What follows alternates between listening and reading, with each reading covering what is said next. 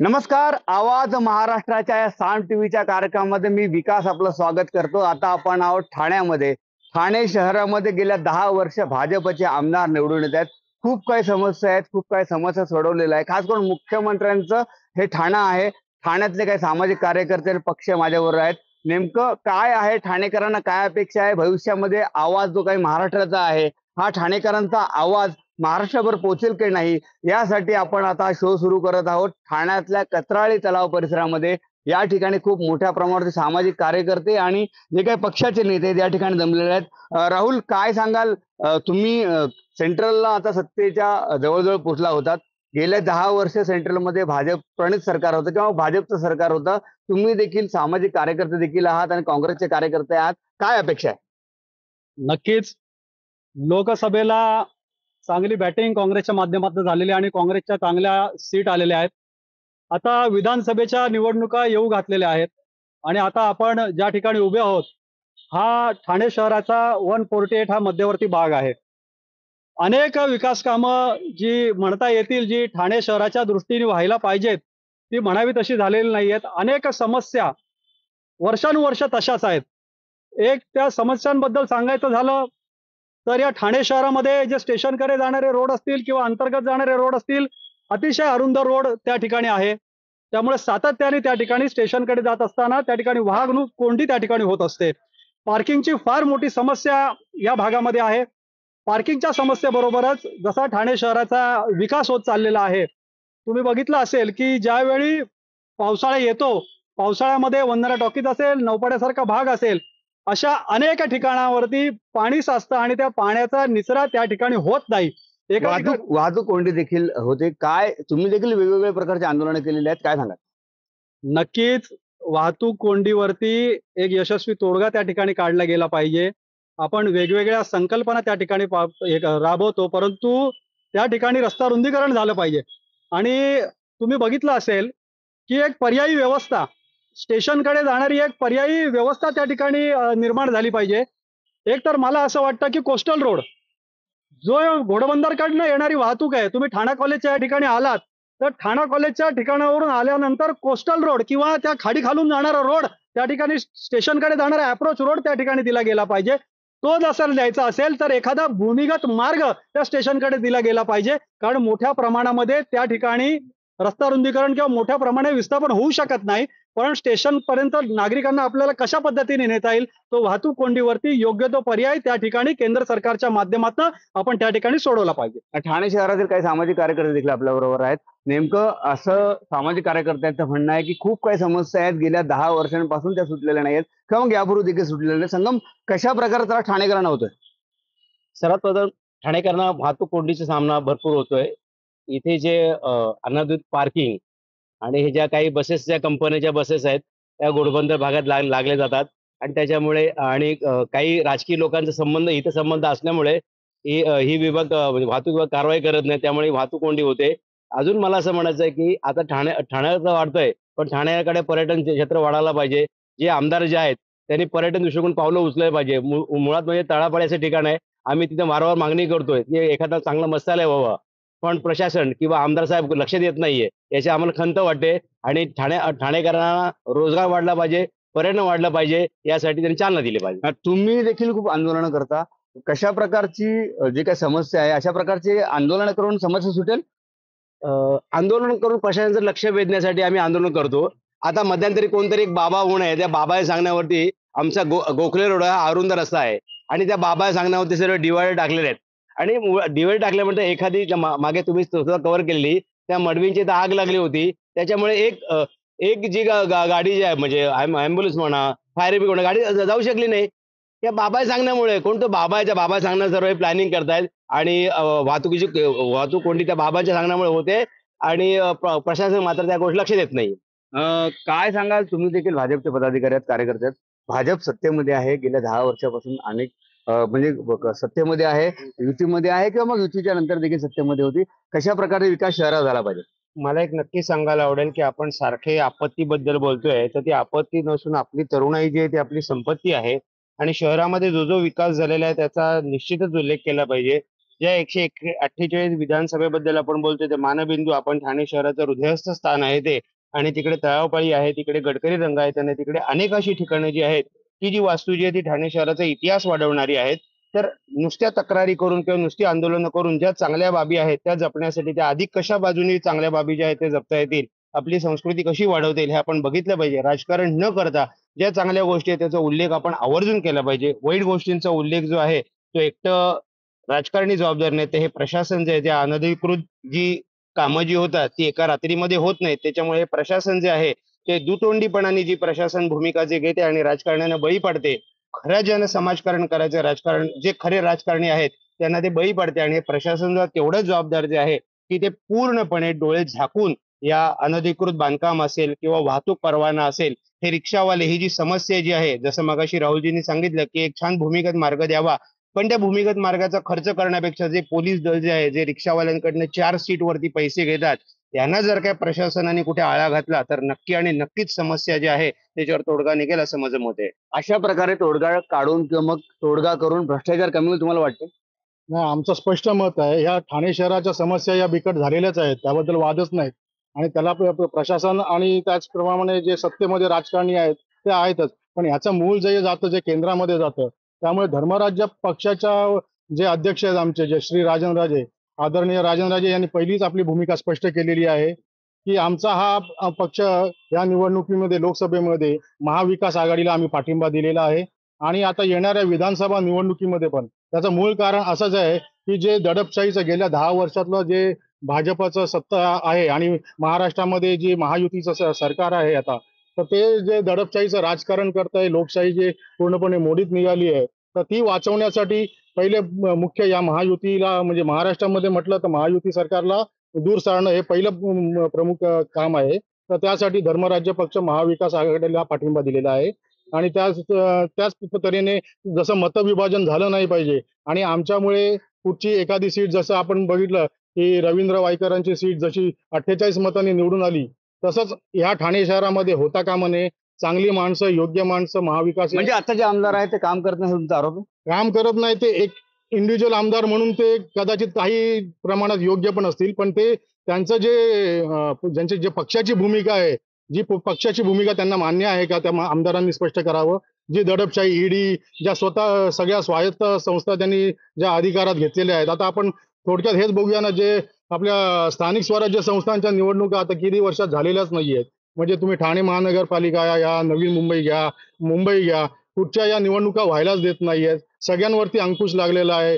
ED आणि सगळ्यांच्या माध्यमातून दडपशाही झालेली आहे.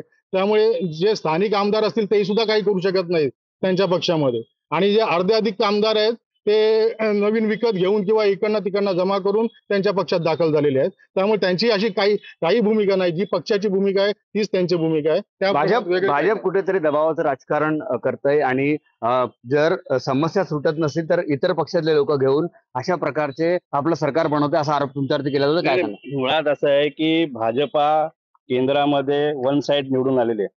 आमचे 240 खासदार भाजपाचे, म्हणजे 50% जवळपास आम्ही निवडून आलेलो आहोत. त्याच्यामुळे कोणी आमच्यावरती ईडी फिडीचा आरोप करू नये. ही ईडी फिडी ही काँग्रेसनेच तयार केली होती. आम्ही फक्त त्याचा नीट वापर केलेला आहे. ज्यांनी भ्रष्टाचार केला त्यांना आम्ही प्रशासनाच्या माध्यमातून कायदेशीर कारवाई सुरू आहे. त्याच्यामुळे ईडीला घाबरतोय कोण? तर ज्याने चुका केलेल्या आहेत, ज्याने भ्रष्टाचार केलेले आहेत, अशी लोक ईडी फिडीचं नाव घेत आहेत. मुळात आज महाराष्ट्रामध्ये केंद्राकडून आलेला मोठा निधी महाराष्ट्राच्या विकासासाठी वापरला जातो. आज ठाण्यामध्ये देखील आपण म्हणालात की ठाणे शहराचे आमदारांनी अशा पद्धतीने काम केलेलं आहे. आज मेट्रोचं जाळं, त्याच्यानंतर गावदेवी मैदानचं पार्किंग, त्याच्यानंतर स्टेशनचं, परिवहनचं वरचा बस स्टॉप, अशा पद्धतीची विकासाची कामं ठाणे शहरामध्ये झालेली आहे. आज ठाणे शहर ज्या पद्धतीने डेव्हलप होत आहे, वाहनांची संख्या वाढते, त्या समस्या उद्भवत आहेत, पण त्या ऑटोमॅटिकली आपल्या पुढच्या कारभारामुळे ते व्यवस्थित होतील.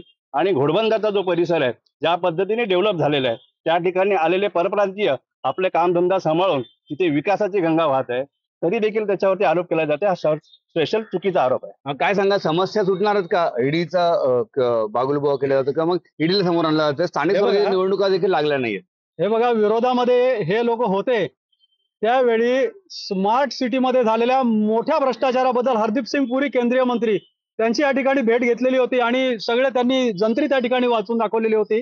परंतु सत्तेमध्ये त्यांच्या मांडीला मांडी लावून बसल्यानंतर पूर्णपणे या गोष्टींचा त्यांना विसर पडलेला आहे.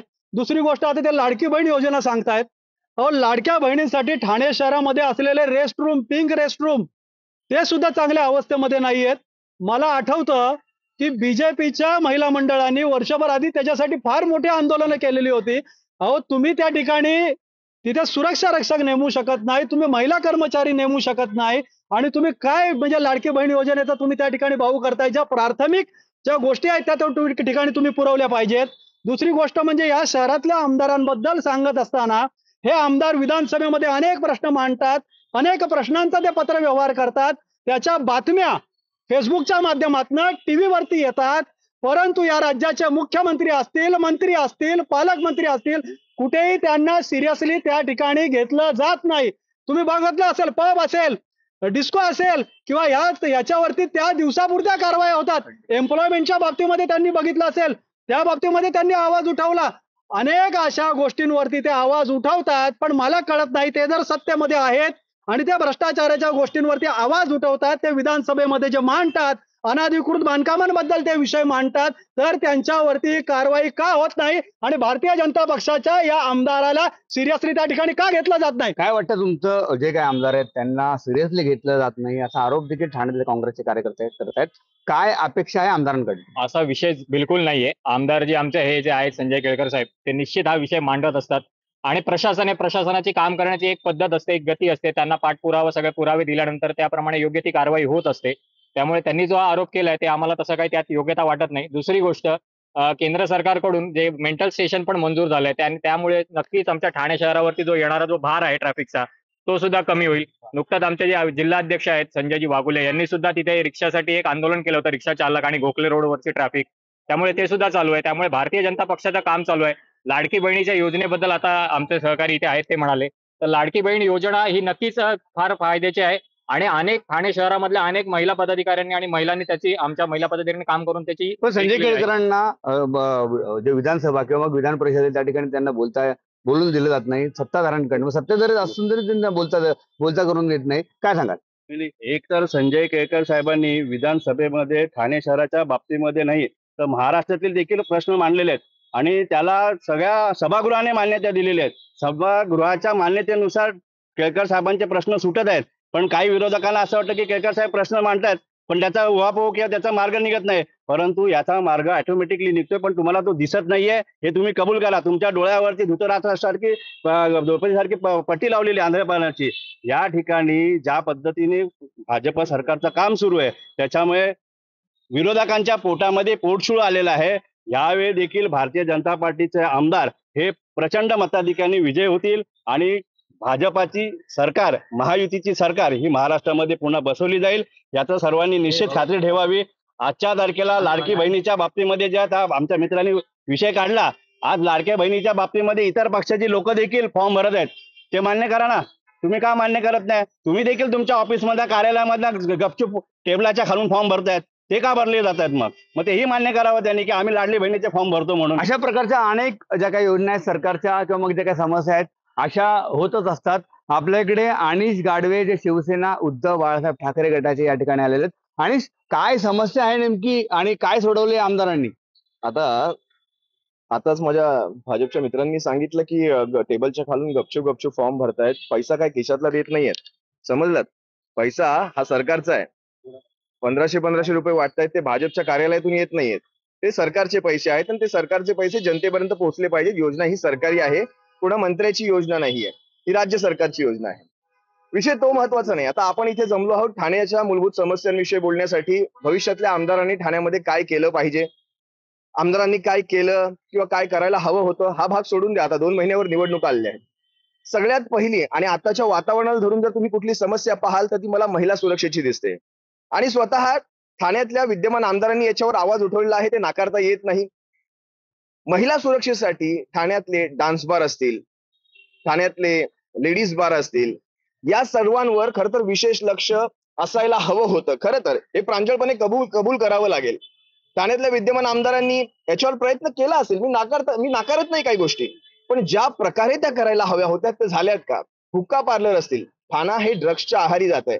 आणि शेवटी महिला सुरक्षा हा सगळा याच्याशीच निगडीत भाग आहे, लक्षात घ्या.